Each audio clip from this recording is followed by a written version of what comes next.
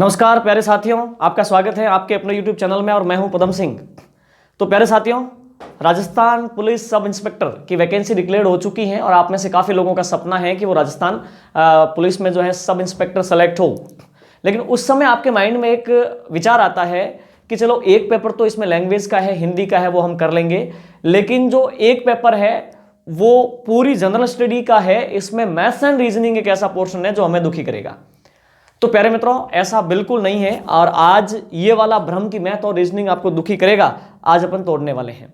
ठीक है, क्योंकि मैथमेटिक्स और रीजनिंग बहुत लॉजिकल है। देखो मैं आपको समझाऊं, मानव मस्तिष्क जो है वो सबसे पहले लॉजिक को ही पकड़ता है। सबसे पहले लॉजिक को ही पकड़ेगा आपका माइंड, थ्योरी वाली चीजें या अन्य चीजें बाद में पकड़ेगा। सबसे पहले लॉजिक को पकड़ता है और मैथ्स और रीजनिंग पूरी तरह से लॉजिकल है, 100% लॉजिकल है, उसमें बाकी चीजें कुछ भी नहीं चलती, शुद्ध रूप से तार्किक है मैथ और रीजनिंग। तो एक बात बताओ, जब शुद्ध रूप से तार्किक है और हमारा माइंड सबसे पहले पकड़ता ही लॉजिक को है, तो मैथ रीजनिंग तो सबसे पहले समझ में आनी चाहिए। हाँ जी, आती भी है, बस उस तरीके से उसको समझा जाए। आज अपन मैथमेटिक्स और रीजनिंग को उस अंदाज में नहीं समझते हैं जिस अंदाज में उसको समझा जाना चाहिए। तो आपके मन में जो भय है मैथ और रीजनिंग को लेकर के कि ये हमारे लिए टफ पड़ेगा, ये हमारा वीक पॉइंट है, वो डर आपका आज निकलने वाला है, वो भ्रम आपका आज निकलने वाला है और आपको लगने लगेगा कि इसमें तो हम 100% स्कोर कर सकते हैं। और प्रूफ के साथ में जो 2016 का सब इंस्पेक्टर का जो पेपर हुआ था, उसमें मैथ्स और रीजनिंग के क्वेश्चंस पूछे गए थे। आज अपन इस वीडियो में सॉल्व करेंगे और आपको बिलीव आएगा कि वाकई मैथ और रीजनिंग बहुत आसान है। फिर प्लेलिस्ट में जो मैंने मैथ्स और रीजनिंग के टॉपिक जो पढ़ाए हैं, आपके सिलेबस में जो जो टॉपिक है उनको वहां से उठा के आपको पढ़ना है। ठीक है, चलिए तो उसी कड़ी में अपना पहला क्वेश्चन आप देखिए, सब इंस्पेक्टर 2016 मैथ्स का क्वेश्चन है। सबसे पहले अपन मैथमेटिक्स को सॉल्व करेंगे और उसके बाद में अपन बात करेंगे रीजनिंग पर।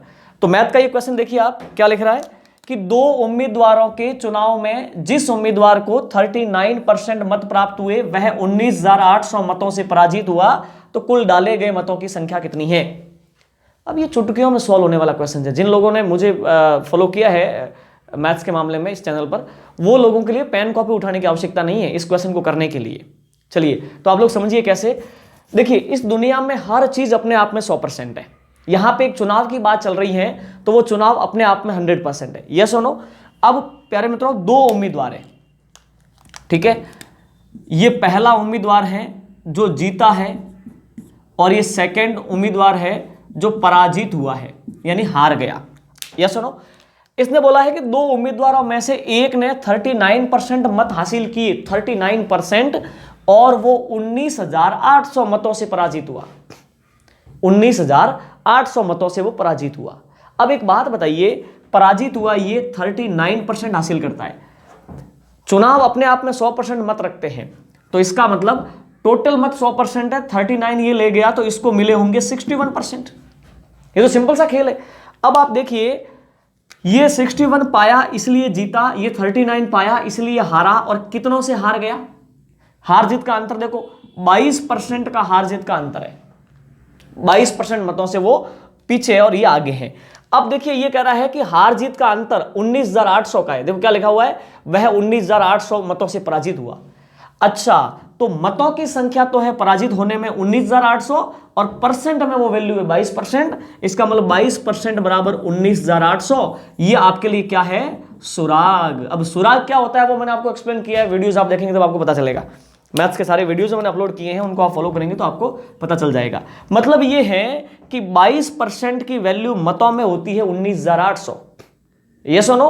अब आपको पता करना है कुल मत, तो सीधा 19,800 में दिया 22 का भाग, तो 1% का वैल्यू आया, और गुणा कर दिया। कुल मत आपको चाहिए, तो कुल मत अपने आप में 100% होते हैं, तो 100%। 19,800 में 22 का भाग दोगे तो 1% का वैल्यू आया। आपको चाहिए 100%, गुणा कर दिया अपन ने 100 से। ठीक है, तो ये आपका कट जाएगा 9, ये 90,000 आ जाएगा। क्या आंसर आ गया, 90,000। तो कुल मत आपके हो गए 90,000। अब देखिए ऑप्शन में, ऑप्शन पहला 90,000। यस और नो। चलिए आप इसका स्क्रीनशॉट लो। ठीक है, अब ये तो मैंने लिखा है आपको समझाने के लिए। अगर मुझे क्वेश्चन ये एग्जाम में सॉल्व करना हो तो मैं पेन कॉपी नहीं उठाऊंगा, मैं सीधा ये सोचूंगा कि अपने आप में टोटल मत है 100%, 39% एक ने पायर वो पराजित हो गया, कितने से? 19,800 से। तो हम बोलेंगे कि 100% में से 39 वो ले गया, तो पहले वाले को मिले 61, इनका अंतर हो गया 22%। 22% बराबर 19,800। ये आपके लिए सुराग है। 19,800 में 22 का भाग दोगे तो 1% का वैल्यू आएगा। अब आपको तो 100% चाहिए, कुल मत पूछें, तो गुणा कर दिया 100 से, 90,000 आ गए। ये सुनो, चलिए अब लेते हैं नेक्स्ट क्वेश्चन मैथ्स का। तो हाँ जी दोस्तों, ये है आपका नेक्स्ट क्वेश्चन। सुनो, सब इंस्पेक्टर 2016 में जो मैथमेटिक का क्वेश्चन है, ये सेकंड नंबर क्वेश्चन, एक अपन कर चुके हैं। सुनिए क्या लिखा है कि एक धन चक्रवर्ती ब्याज से 2 वर्षों में 4850 रुपए तक बढ़ता है तथा 3 वर्षों में 5335 रुपए हो जाता है, तो वार्षिक ब्याज की दर क्या होगी? वे लोग इसको कर सकते हैं जिन्होंने, मैंने वीडियो डाले थे सिंपल इंटरेस्ट के, तो सिंपल ब्याज का जो पहला वीडियो है जिन्होंने देखा होगा उनके लिए बहुत बड़ी सरल बात है। ठीक है, तो अब सुनिए मैं आपको समझाता हूं कैसे किया जाए। ये चक्रवर्ती ब्याज का क्वेश्चन है, और चक्रवर्ती ब्याज यानी कंपाउंड इंटरेस्ट की खासियत क्या है कि वहां पे ब्याज का भी ब्याज लगता है।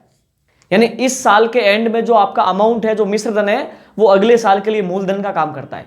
तो चुटकियों में सॉल्व होगा, देखना आप क्या लिखा है कि कोई धन जो है वो 2 वर्षों में, देख लीजिए आप, कोई धन 2 वर्षों में, फिर आगे है 3 वर्ष में। सुनिए, वो धन 2 वर्षों में 4850 हुआ, और फिर 3 सालों में वो हो गया 5335 रुपये। देखो, पहले साल से शुरू हुआ, 2 साल तक ये धन बढ़ करके 4850 हुआ, और 3 साल के अंत में वो 5335 हुआ। ब्याज की दर केवल बतानी है। आपको पता है चक्रवर्ती ब्याज में ब्याज का ब्याज लगता है, मतलब इस साल का जो लास्ट में मिश्र धन बना है, ब्याज प्लस मूलधन, उस पर अगले साल ब्याज लगेगा। यस और नो? तो अगर अपन यहां पे बात करें तो देखिए, जो दूसरे साल के एंड में 4850 रुपए हैं, इन्हीं 4850 रुपए पर तीसरे पूरे साल का ब्याज लगना है। तो अपन यूं कह सकते हैं कि इसका मतलब अपना धन 4850 ही है। अब आगे 2 साल तो ये कंप्लीट हो गए, 2 से 3 साल तक, यानी अगला 1 साल, 1 साल में ब्याज कितना बना, तो आप देख लो 4850 पे अपन थे, और अपन कहां पहुंचे हैं? 5335 पर। इसका अंतर निकालो, ये आपका हो गया 485 रुपये। 485 हो गया, बिल्कुल 150, 485 सही है। मतलब 485 रुपए आपके ब्याज के बने। कब? 2 साल से 3 साल जाने में, यानी इस 1 वर्ष में 485 रुपए ब्याज बना है। वो किस पर बना है? इसी पर बना है। क्यों? क्योंकि दूसरे साल के एंड में ये था, और अगले 1 साल में इतना ब्याज बना, तो ये ब्याज इसी के ऊपर लगा है। तो सीधा आपका दर आएगा कि हमने 485 रुपए ब्याज के रूप में प्राप्त किए, किस पर? 4850 पर। इंटू 100 कर लो, कितने परसेंट बनता है? 0 0 कैंसिल हो गया, इससे ये कट गया। अच्छा, 10% हमको मिला है, यानी 485 जो है वो 4850 का 10% है, तो हमें 10% 1 साल का मिला है। तो ब्याज की दर क्या हो गई? 10% हो गई। देखो ऑप्शन कौन सा है? ऑप्शन है आपका सी, 10%। इसका स्क्रीनशॉट लो। ठीक है, अब सुनिए, बिना पेन कॉपी उठाए इसको कर सकते हैं अपन, सेकंडों में कर सकते हैं। 2 सालों के एंड में 4850 रुपए होते हैं, और 1 साल और अपन धन रखे हैं तो 5335 होते हैं। इसका मतलब 485 रुपए अपने ब्याज के बने, और ये ब्याज किसका है? दूसरे साल के एंड में जो धन बना था उसका ब्याज है ये। तो ये ब्याज इस पर 10% होता है, बस सिंपल सी बात है। चलिए अब हम लेते हैं नेक्स्ट क्वेश्चन। हाँ जी दोस्तों, यह है आपका next question, police sub inspector 2016 के पेपर का। ठीक है, देखो यह है मिश्रण का क्वेश्चन, आप देखना समझना।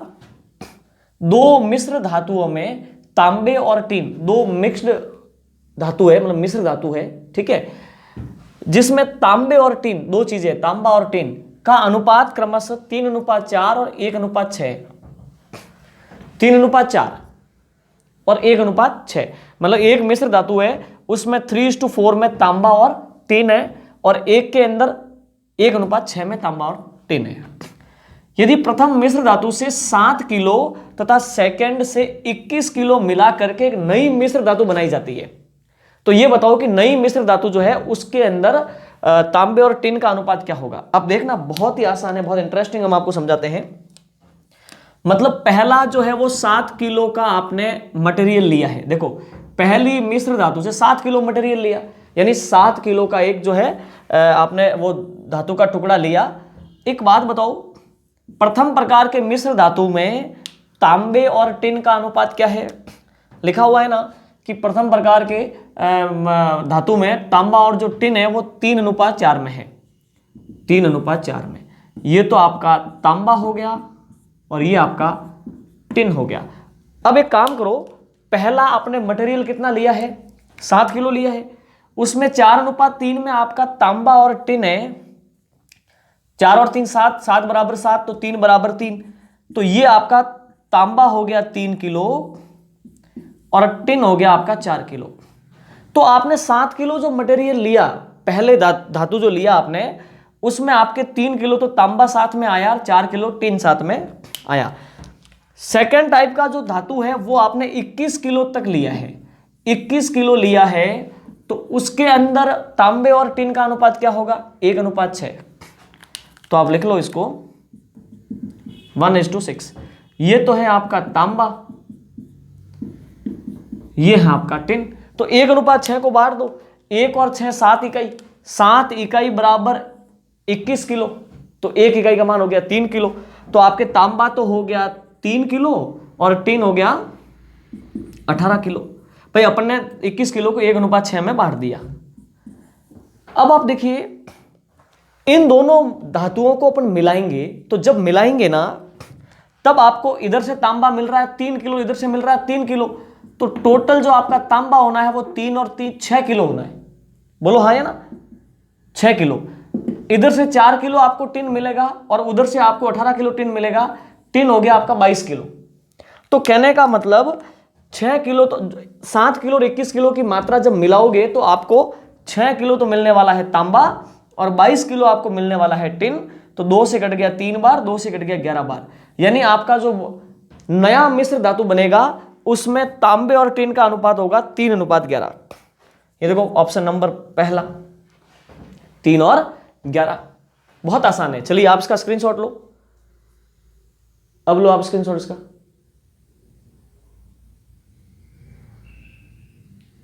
ठीक है, तो बहुत ही आसान है।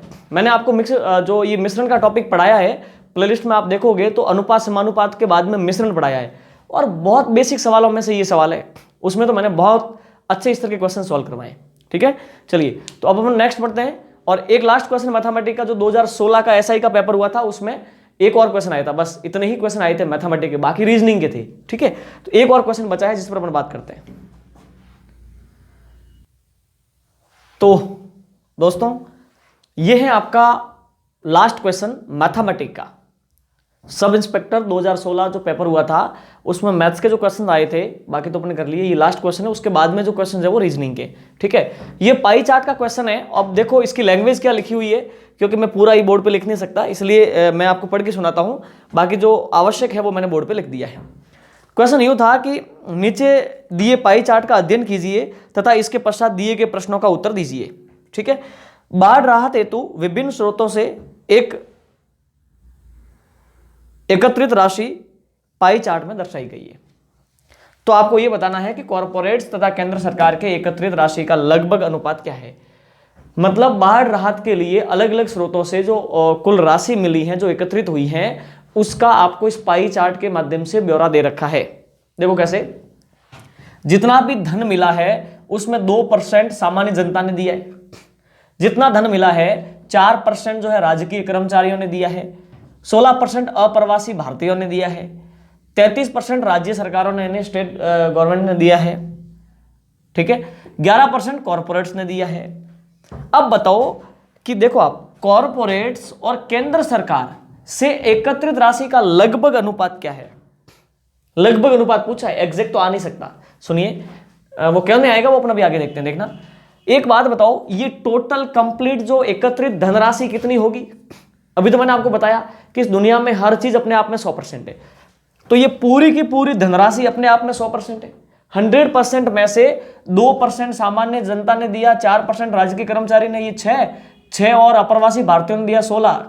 6 और 16 कितना हो गया, 22%, और 33% राज्य सरकारें देती हैं और 11% जो है कॉर्पोरेट्स देते हैं। तो इसका मतलब यहां से लगा करके यहां तक 66% तो हो गया। अब केंद्र सरकार ने कितना धन दिया उस कॉलम में आपको परसेंट वैल्यू नहीं दिया है, तो क्या फर्क पड़ता है? आपको पता है कि ये पूरा जो पाई चार्ट है ये अपने आप में 100% का है। यस, अब यहां से लगा करके यानी सामान्य जनता से लगा करके यहां से होते हुए कॉर्पोरेट्स तक टोटल 66% बनता है, 66%। तो अब बताओ मुझे 100% टोटल है, यहां से लगा के यहां तक अगर 66% है तो पीछे कितना रह गया? 34%। इसका मतलब आपकी केंद्र सरकार जो है 34% दे रही है।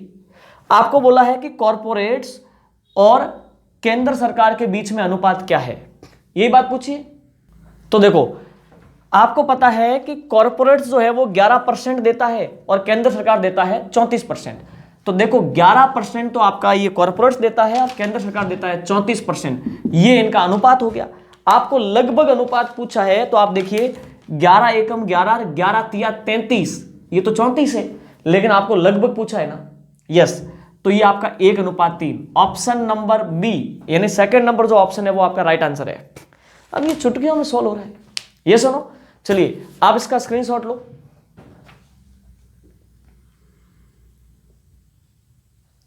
ठीक है, तो प्यारे साथियों आपको जो है ये रुतबे वाली पोस्ट यानी कि पुलिस सब इंस्पेक्टर, अगर आपको नौकरी पानी है तो आपको कतई परेशान होने की आवश्यकता नहीं है मैथ्स और रीजनिंग को लेकर के। जो मैंने वीडियोस डाले हैं और भी मैं कंटिन्यू करूंगा वीडियोस, तो मैथ्स और रीजनिंग के उन वीडियोस को आप फॉलो कर लीजिए, आपके लिए ये सारी बातें बहुत ईजी हो जाएंगी। ठीक है, तो इस वीडियो में तो अपन ने बात की है जो मैथमेटिक्स के क्वेश्चंस थे बट सब इंस्पेक्टर 2016 पेपर के, केवल मैथ्स के क्वेश्चंस को मैंने सॉल्व करवाया है। और मैं नेक्स्ट वीडियो लेके आऊंगा, उसमें अपन बात करेंगे रीजनिंग के कुछ क्वेश्चंस थे, लगभग 5 मतलब 6 क्वेश्चन रीजनिंग के थे। टोटल 10 क्वेश्चन थे सब इंस्पेक्टर 2016 पेपर में, जिसमें से ये आपके 4 क्वेश्चन तो थे मैथमेटिक्स के और 6 क्वेश्चन थे आपके रीजनिंग के। तो रीजनिंग का जो पूरा मैटर है वो अपन नेक्स्ट वीडियो में सॉल्व करेंगे। और देखो रीजनिंग में काफ़ी चीज़ें ऐसी हैं जो बड़ी शानदार है, बड़ी इंटरेस्टिंग है, जो आप मैं वीडियो जो लेके आऊँगा उसमें आप देखेंगे। जैसे कथन और कार्यवाही, कथन और कारण, कथन और तर्क, इस प्रकार के जो क्वेश्चन होते हैं वो बहुत गुमराह करते हैं। तो आप नेक्स्ट वीडियो को जरूर देखिएगा जिसमें मैं रीजनिंग के क्वेश्चन सॉल्व कराऊंगा। ठीक है प्यारे साथियों, तो ऑल द बेस्ट, बढ़िया जम के तैयारी कीजिए, मिलते हैं नेक्स्ट वीडियो में। Thank you so much.